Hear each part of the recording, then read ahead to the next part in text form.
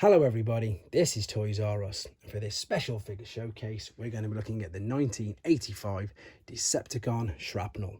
What we're going to do with this video, we're going to have a quick look at him in both of his modes, and that'll help you decide how you want to display him. I'll point out things that you need to be aware of if you have to purchase one for yourself, as well as showing you the accessories that come with him to make sure that yours is complete.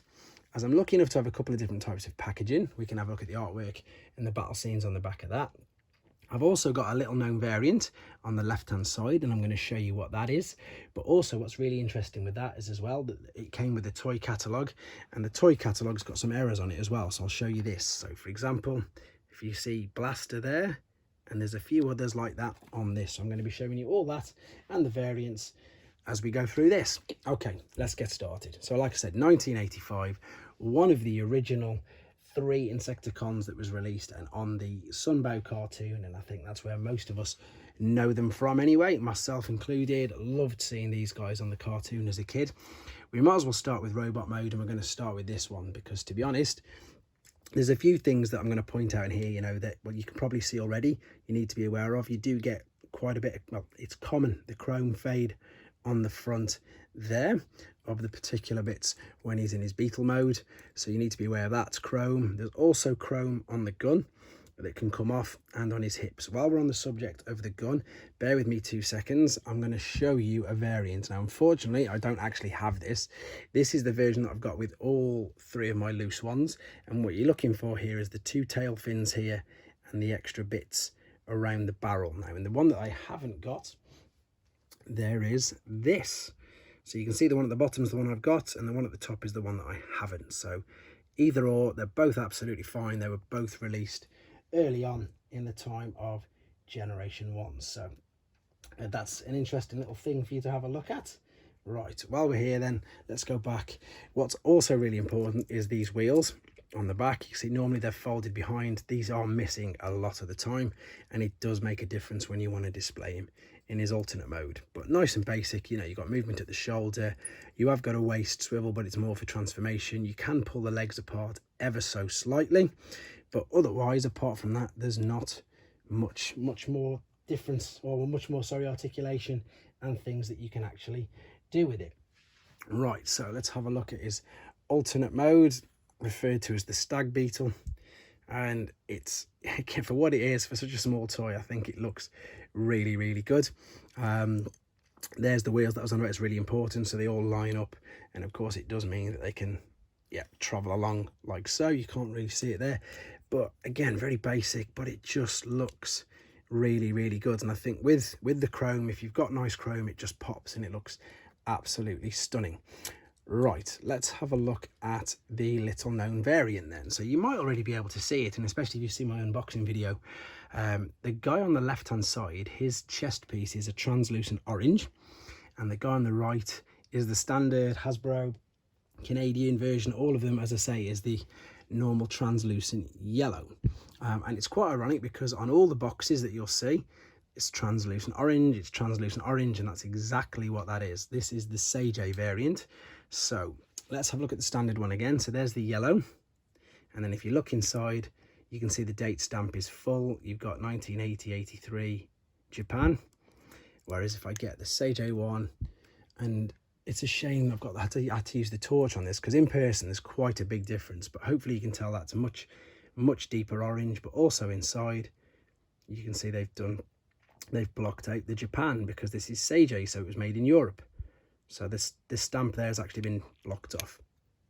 Let's see if you can see the difference. Yeah, you can still sort of make it out. It's just much more apparent with them in hand. Great little toys, great little figures. We're going to look at the packaging in a second as well then. If you're looking to get one mint in box and you want to display it properly, I did this with my hose head. Not only do you get the bubble, but what you need is this extra bubble as well. And this extra bubble holds the weapon in place, and it also sits there. So what it does is, instead of your Insecticon just sitting flat like that, so you wouldn't really be able to see it, it tilts it up like so. So while we're looking at packaging, this one on the top, I'm lucky enough to say is still sealed, and you can see what I mean, that it just tilts it up. You can see the weapon, can you? Yeah, just about underneath it there, shining, and it tilts it up so you can see him perfectly inside the box. So this is the original 85 box. You've got the transformation process there on the top, and then we'll spin it round and we've got the original 85 battle scene, which has of course got the infamous red tracks on him, and then the Dinobots all there. I'll just put this neatly over here. This one is the Canadian version, so you've got the dual language. So I don't even, shall I attempt it? Eclat de obus, maybe. That's terrible, I do apologise. This is the Canadian box. Everything's the same, apart from the fact that he's got the dual language. Battle scene's the same. Now the interesting one, this is the ceji one. So this one you've got 4 languages, because it was the European release. And then if we spin it round, again, all the same, but they've covered up all of the battle scene pretty much with all of the 4 languages.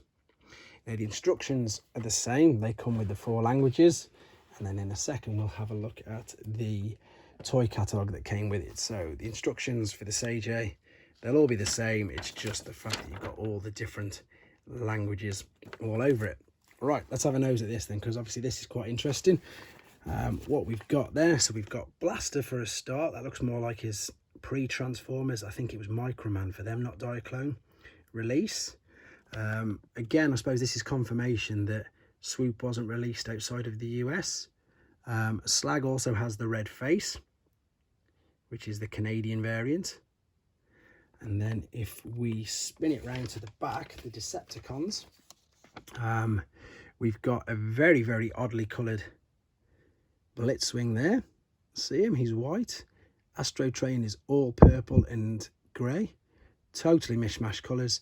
And then when we get to the deluxe Insecticons, Ransack and Venom's colours are very, very different. In fact, they all are.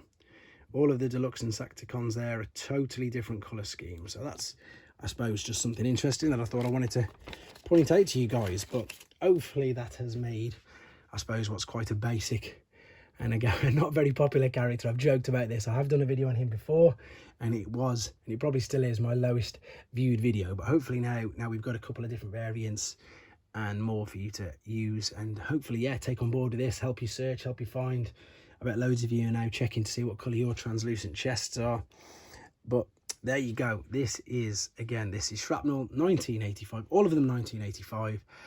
They're just from different places around the world. So thanks very much for watching, guys. Take care. Thanks for watching. Like and comment, and don't forget to subscribe.